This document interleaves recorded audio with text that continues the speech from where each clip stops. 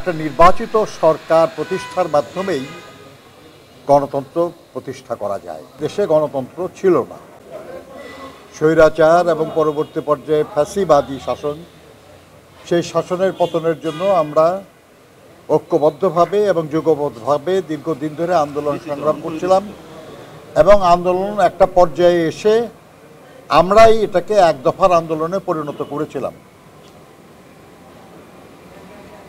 পরবর্তী পর্যায়ে জুলাই আগস্টের যে ছাত্র শ্রমিক গণ অভ্যুত্থান হয় সেটাও শেষ পর্যন্ত এক দফায় পরিণত হয়েছিল এবং ফ্যাসিবাদের পতন হয়েছে। আমরা এক দফা যেটা করে দাবি ছিল আমাদের সবারই, সেটা ছিল স্বৈরাচার বা ফ্যাসিবাদের পতন এবং দেশে গণতন্ত্র পুনঃপ্রতিষ্ঠা। কারণ দেশে গণতন্ত্র ছিল না, গণতন্ত্রের নামে প্রহসন করা হয়েছিল। সেজন্য আমরা এই লড়াইটা আমরা চালিয়ে রেখেছিলাম। এই লড়াই করতে যেয়ে আমাদের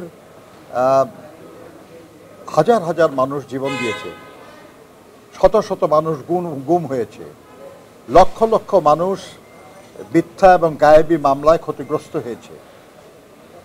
আমরা এখানে যারা উপস্থিত নেতৃবৃন্দ দেখতেছেন, প্রায় সবার বিরুদ্ধে অসংখ্য মামলা এখনও ক্লিয়ার হয় নাই এবং প্রায় সবাই জেলে যেতে হয়েছে। আমরা আনন্দিত যে এই গত জুলাই আগস্টেও সহস্রাধিক মানুষের জীবনের বিনিময়ে আমরা ফ্যাসিবাদের পতন দেখলাম। অবৈধ প্রধানমন্ত্রী পালিয়ে গেলেন, দেশের মানুষ খুশি হয়েছে। কিন্তু তাদের এই খুশি স্থায়ী করার জন্য আমরা মনে করি যে গণতন্ত্র পুনঃপ্রতিষ্ঠার কোনো বিকল্প নাই। আর একটা নির্বাচিত সরকার প্রতিষ্ঠার মাধ্যমেই গণতন্ত্র প্রতিষ্ঠা করা যায়। আমরা জানি যে গণতন্ত্র প্রতিষ্ঠার জন্য যে নির্বাচন, সেই নির্বাচন প্রক্রিয়া, সেই নির্বাচনের প্রতিষ্ঠান, সেই নির্বাচনের আইন কানুনও ধ্বংস করা হয়েছিল। এখানে সংস্কার প্রয়োজন।